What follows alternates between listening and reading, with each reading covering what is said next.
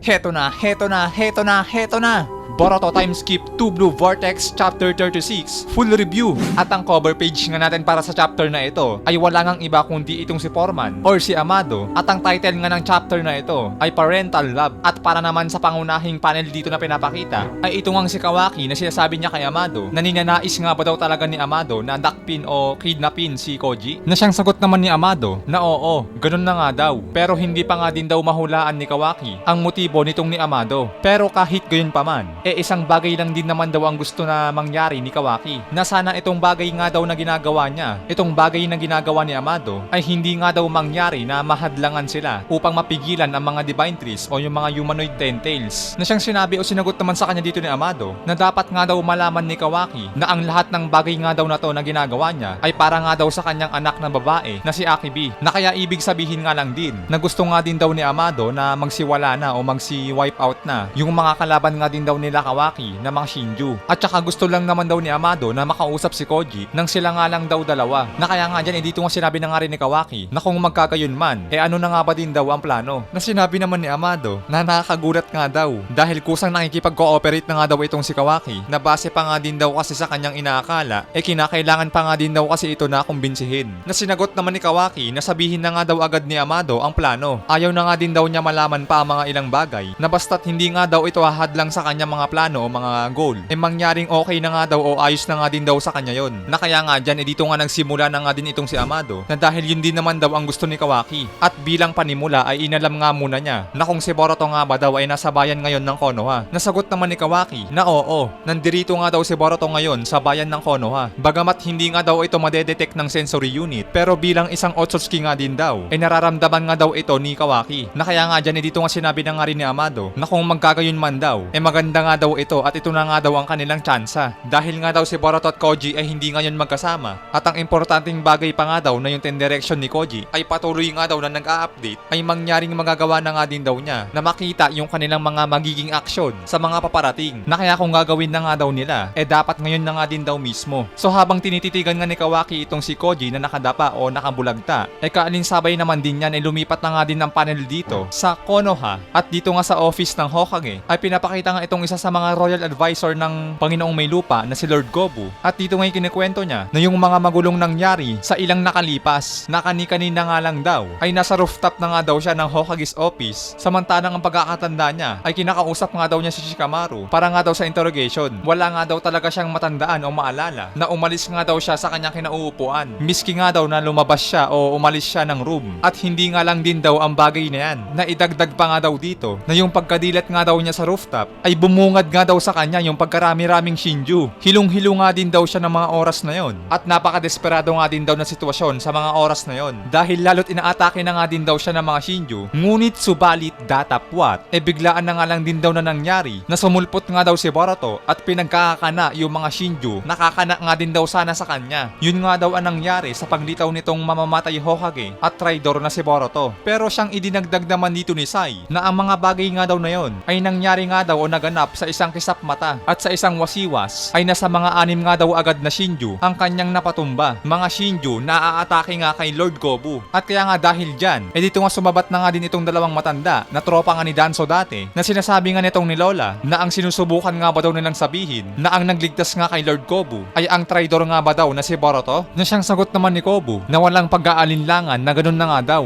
Lalot ganun nga din daw kasi ang lumabas. Pero kahit gayon pa man may ibang opinion naman daw itong si Lord Gobu dahil itong nangyari nga daw ngayon ay isang malaking kalokohan o katatawanan nga daw. Madali nga lang daw nakapasok at nakadaan si Boruto tapos bigla ang nangyari na iniligtas nga daw siya nito. Oo, magandang istorya nga daw ito na kaya wala nga din daw duda o pagkakamali na ang lahat nga daw na bagay na to o ang lahat ng pangyayaring to ay sinet up o pinagplanuhan nga lang. Na kaya nga dahil din dyan sa mga opinion ni Kobu dyan ngayon napaisip nga din itong si Sai na naalala nga din niya yung mga nangyari na biglang ang tumawag sa kanya ng papa itong si Kobu Kobo sa kanya. Pero itinanong pa nga din dito ni Sai na ano nga ba daw ang ibig sabihin ni Kobo na set up nga lang daw ang mga pangyayaring to. Na siyang isinagot naman sa kanya dito ni Kobo na hindi nga ba daw ito nakikita ni Sai na malamang na sinet up nga lang daw siya ni Shikamaru at Boruto, nakasama at kasabwat nga din daw ang ilan, na kaya kahit sa ano pa man daw masasabi nga din na malamang na nagtulungan nga daw sila na mapigilan nga ang interrogation. Kasi bakit nga ba daw tutulungan ni Shikamaru ang traidor na si Boruto? Hindi naman din daw sa sinasabi niya na yung isang posibilidad na maaaring naipit nga lang daw si Shikamaru. Kaya nga lang daw kasi yung pangyayaring ito ay nagsasabi nga din na sapat na nga upang patunayan ang koneksyon nila Shikamaru at Boruto, at silang dalawa nga daw ang suspect sa pangyayaring ito, na kaya nga din dyan dito nga sumabat na nga din itong si Lola na ang malaking kabastusan nga daw na yan dito sa puntong to, ang haka-haka o palapalagay nga daw dyan na yung mga Divine Trees o yung mga Shinju at si Boruto ay may mga lihim nga daw na pagtutulungan na siyang nagdala nga daw sa kanila sa isang hayag na katotohanan, na idinagdag naman dito ni Lolo na mas nagkaroon pa nga daw ng katuturan na kung si Boruto pa nga daw ang nagdala ng mga Shinju dito nga daw sa loob ng Konoha, na kaya nga dito sinabi na nga rin ni Kobo na kahit bagamat na maganda nga daw ang layon nila, ang nakakabwisit nga daw na bagay is yung connection nga daw kasi nila Shikamaru at Boruto ay hindi nga daw maikakaila, na siyang biglang sumabat naman dito uli si Sai na kanya nga sinabi na sandali nga lang daw dahil mukhang lumalayo na nga daw sila. Ang pagmumungkahi nga daw mismo sa Hokage ay hindi baga nagpapahiwatig ng pagtataksil nito sa sarili niyang bayan, na siyang sinabi naman dito ni Kobo na ang kanyang ibig sabihin nga daw na perpektong makatwirang dahilan nga daw yun, na sa katunayan na ang logical na konklusyon nga daw dun na ang isang posibilidad nga daw na mangyari na kung sino nga ba daw ang nagpalaya kay Boruto na parang nga nagawa nitong makatakas ay wala nga daw iba kundi si Shikamaru nga lang. Mangyaring meron nga daw talaga, may isang ebidensya nga daw talaga na siyang magpapatunay nga daw sa bagay na yun, at yun nga daw ang hahanapin ni Kobo. At hindi na nga din daw kinakailangan pang sabihin na ang pagtulong nga daw sa isang traidor ay maituturing na isang malaking krimen, which is wala nga din daw pinagkaiba yon sa sino mang tumutulong nga din kay Boruto, na kaya sa ngayon nga daw bilang namumuno ang Hokage nga daw ay kinakailangan maging accountable or managot sa kanyang mga ginawa. Nakapag-submit o nakapagbigay na nga din daw siya ng report sa Panginoong may lupa na si Lord Daimyo, na kaya hinahantay na nga lang daw niya ang approval nun. Ang isang approval na ang tanggalin na nga daw si Shikamaru sa kanyang pwesto bilang Hokage. Yun nga daw ang kanyang recommendation. Ang puwersahang pagtanggal o pag-alis kay Shikamaru bilang Hokage ay manggagaling nga daw mismo sa Panginoong may lupa na si Lord Daimyo. At kapag mangyaring nakahanap pa nga din daw siya ng ebidensya at sa pahintulot nga din daw ng dalawang elder na to ay mangyaring isasagawa nga din daw agad ito ni Kobo. At matapos nga ang napakahabang usapan na yan patungkol sa pagtatanggal kay Shikamaru bilang Hokage,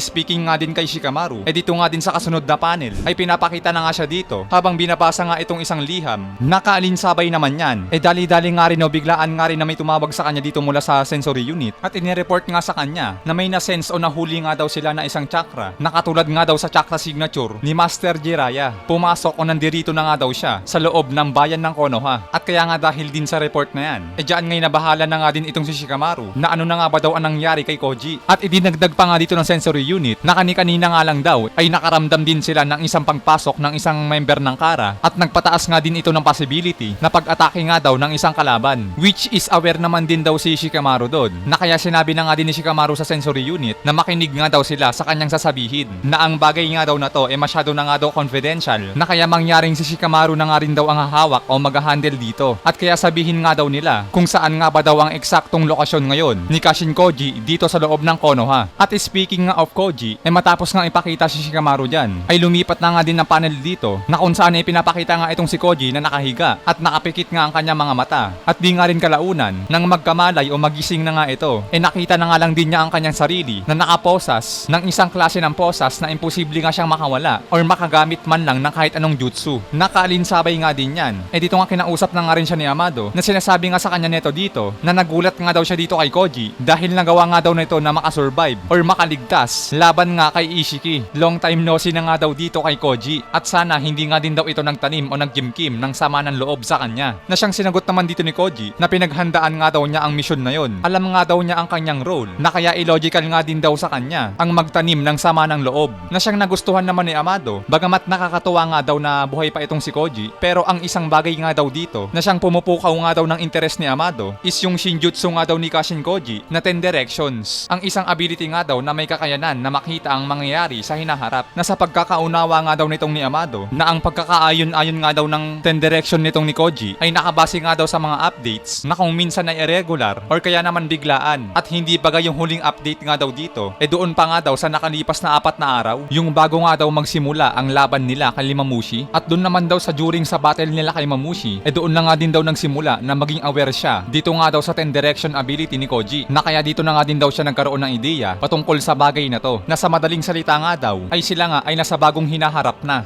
itong si Kashin Koji nga daw sa 4 na araw na nakalipas ay hindi nga daw posible na nalaman ang bagay na to, at kaya nararamdaman nga daw ni Amado na ang pinaka weakness o kahinaan nga daw nitong 10 direction ni Koji is yung kakayanan nga daw na mahulaan yung blind spot nito, na siyang sinamantala naman daw ni Amado or ginamit at gumana nga daw na ayon na nga din sa kanilang inaasahan. Nagiging mayabang na nga daw itong si Koji, samantalang kinakailangan pa nga din daw nito na matuto ng husto, na marami pa nga din daw siya na kailangan pang matutunan. Na sinabi naman sa kanya dito ni Koji bilang isang nilalang nga daw na gumawa ng isang napakatapang na hakbang. Ano nga ba daw talaga ang motibo o intensyon nitong ni Amado? Na sinabi naman ni Amado na sasabihin na nga din daw niya dito kay Koji na total makikita din naman daw ito ni Ada gamit nga ang kanyang Senrigan. Na yun nga no, sinabi nga ni Amado dito na nangyaring ginawa nga daw niya na may konting binago nga daw siya sa daloy ng utak ni Kashin Koji, na siyang ikinagulat naman dito ni Koji, at dahil nga din sa reaction na yan dito nga sinabi nga rin ni Amado na wag naman daw siya titigan ni Koji ng ganyan, na kaya patawad na nga lang daw sa kanyang mga pagtansya na ginawa. Pero mangyaring pakinggan nga muna daw siya nitong ni Koji, dahil una sa lahat hindi naman daw siya kalaban nito. Nilagyan lang naman daw siya ni Amado ng mga ilang controller na para nga din daw mangyari na magawa niyang makausap ng mahinahon itong si Koji. Na sinabi naman ni Koji na nakadepende nga daw sa detalye ang kanilang pag-uusapan, na kaya ano nga ba daw ang ginawa ni Amado sa kanya. Na sinabi naman ni Amado ang mga detalye o mga impormasyon nga daw patungkol sa kanyang 10 directions ay ang siyang magdadala nga daw sa kanila para sa isang malaking ari-arian, na bagamat sa kabilang banda maaari nga din daw ito na maging kahinaan na maaaring pagsamantalahan, na tulad nga daw ng ginawa niyang advantage na kinuha nga daw niya dito, na ang kahinaan nga daw na yon na yung sa loob nga daw nito na yung pagitan sa pag-update ng kanyang 10 direction ay ang siyang tunay na problema, na kaya kung mangyaring magagawa nga daw nila na paikliin iyon or paliitin o pababain ito ay mangyaring hindi na nga lang daw sila basta matututo pa, dahil mangyari nga din daw na mas makakakita nga daw sila ng mga mas malinaw or mas klarong mga mangyayari sa hinaharap, at mas lalong magagawa nga daw nila na maiwasan yung mas mapanganib na mga mangyayari sa pinakamadaling paraan. Yun nga daw ang mga naiisip ni Amado patungkol nga daw dito. Pero sa kabila nga daw ng mga to, siya pa rin naman daw ang creator or nagbigay buhay dito kay Kashin Koji, na kaya nararamdaman nga daw niya ito na parang isang tulad ng isang nagmamahal na magulang. Na kaya nga dahil din dyan, dito nga sinabi na nga rin ni Koji na yung patungkol nga daw sa sinabi ni Amado na yung kanyang 10 direction na madalas na nga daw ito na nag-update. Nasagot naman ni Amado na sana nga daw ganun, dahil parang nakabase nga din daw kasi yon sa procedure ng ultrasound na walang laman na panlabas, or otherwise ang utak nga daw ni Koji ay mas magiging active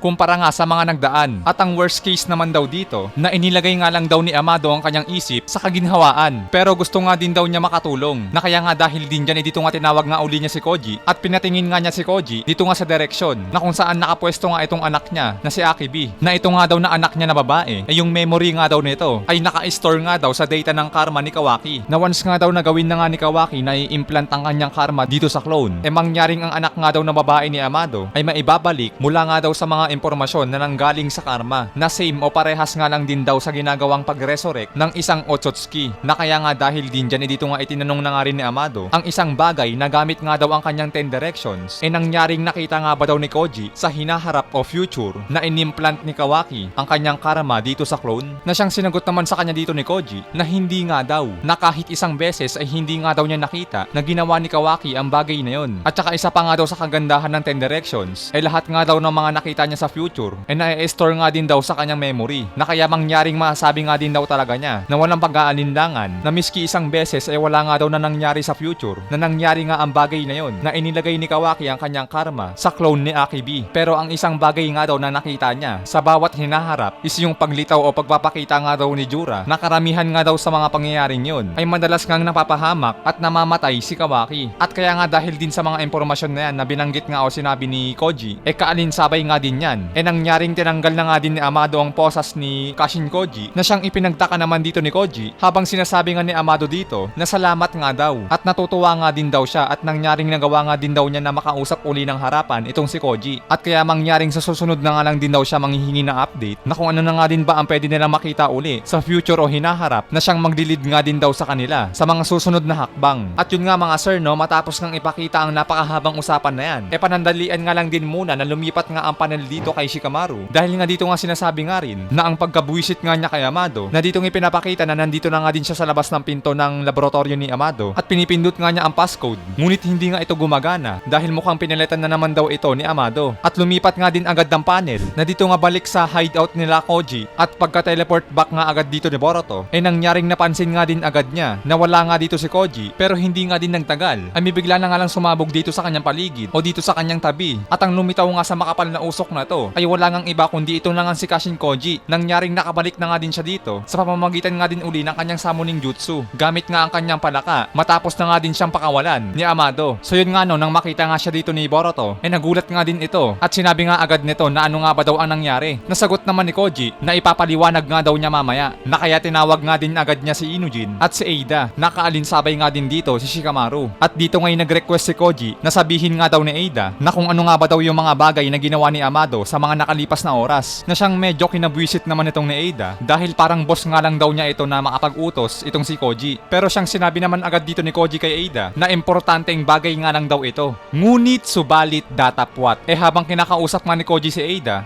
kaalinsabay nga din yan. Biglaan na nga lang din napahinto itong si Koji at ang kanyang mga mata nga ay nag-umpisa na nga bumaliktad. Yes mga sir, nag-flip na naman na habang tinititigan nga siya ni Boruto diyan ngay tuluyan na nga din na nag-undertaker itong mga mata niya at nawalan na nga din ng malay ang kanyang katawan na habang binabanggit naman ng kanyang bibig na nag-uumpisa na nga daw na mag-update na naman ang kanyang 10 directions. Habang dito naman sa kabilang banda si Amado ay parang pinapahiwatig nga dito na mukhang may nanalaman na nga ito o mukhang nakaka-update na nga ito sa anumang nangyayari kay Koji at kaalinsabay nga din yan. Dito naman sa kasunod na panel na ito ngang si Sarada na habang naglalakad sa loob ng bayan ng Konoha na dito nga iniisip ni Sarada yung mga bagay na pinagkasunduan nila at pinag-usapan nila Boruto. Yung patungkol nga daw kay Code na iluluro niya ito o siya yung magiging pain na parang nga daw lumabas yun. Possible nga daw talaga na lumabas o magpakita si Code dahil nga mangyaring ginawa nga din daw ni Code na habang nakikipagbakbakan nga daw sila kay Mamushi naglagay na nga daw si Code ng mga napakaraming claw marks sa iba't ibang parte ng Konoha at kapag nangyaring nagpakita na nga daw si Code kay Sarada malamang ang susunod nga daw na gagawin nun na dadakpin o kukunin nga daw siya nun. Pero wag nga daw mag-alala si Sarada dahil sa pamamagitan nga lang daw ng symbol na to agad-agad nga din daw makakarating si Boruto papunta sa kanya at kaya nga dahil dyan habang naglalakad nga si Sarada mangyaring lumihis nga din siya ng direksyon na pumunta o pumasok nga siya sa isang iskinita na kaya nga sa pagkakataong din yan dito na nga din mangyaring nagparamdam itong si Code na sumilip nga ang mga mata nito sa isang claw marks na nakapwesto dito sa bubong at balik naman agad dito kay Koji nang mag-open na nga ng tuluyan ng kanyang 10 direction dito nga pinapakita na muli nga siyang nakakita ng mga samot-saring pangyayari na maaari na nga maganap sa lalong madaling panahon at ang isang punto pa nga dito na nakita ni Koji na siyang magaganap o mangyayari na nga din agad ay ito ngang si Code at pinapakita nga din itong mga symbol na ginamit ni Boruto para kay Sarada at kaalinsabay nga din ng mga vision na yan na nakita ni Koji. Dito naman sa kasunod na panel ay pinapakita na nga itong si Code na tumalon na nga dito sa likuran ni Sarada at agad nga din itong dinakma ang kanyang ulo na mabilis nga din itong sinubsob dito sa lapag na may claw marks at balik nga dito kay Koji habang patuloy nga nito na tinitignan yung mga mangyayari sa inaharap kaalinsabay nga din ng bagay na yan pinapakita nga din dito itong adult Boroshiki na tumubo na nga o lumabas na nga ang horn o sungay nito at matapos ngang makita ni Koji ang mga bagay na yan mangyaring nagising na nga din siya at nagkamalay na nga siya dito at ang kanyang mga nakita nga agad-agad nga din niyang sinabi dito kay Boruto na makinig nga daw sa kanya ito na mahinahon dahil ang ginawa nga daw nilang plano na pagpain ni Sarada kay Code ay papalpak nga daw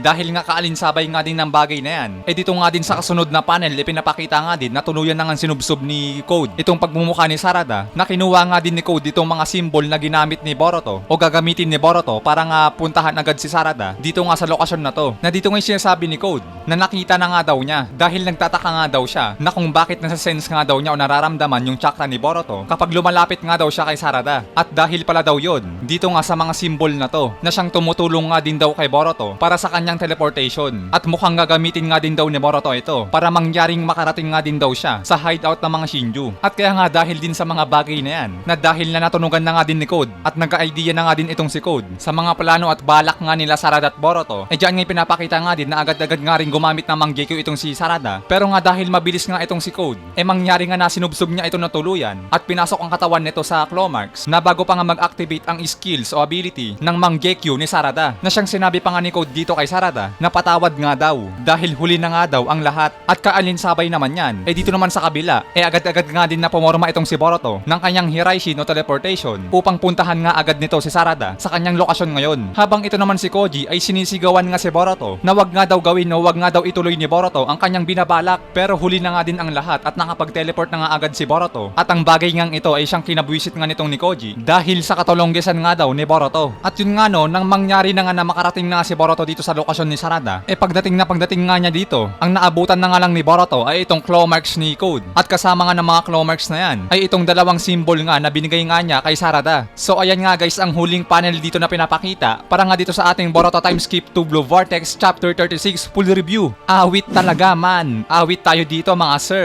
Palpak ang plano, palyado ang binabalak, nadali ang bebe ni Boruto at mukhang dadalhin na nga ni Code si Sarada sa hideout ng mga Shinju which is nandun nga sila Hidari at Jura. Ano na naman kaya ang magiging plano nila Boruto at Koji sa mga susunod na mangyayari? Tuluyan na nga din bang matatanggal si Shikamaru sa kanyang posisyon bilang Hokage? So ilan lamang yan sa mga dapat nating abangan sa mga susunod na full review mga parekoy para nga sa next chapter. At kaya hanggang dito naman tayo guys, maraming salamat sa inyong panonood. Sana'y nag-enjoy kayo, keep safe palagi. Anime Tagalog Talakayan nagpapaalam.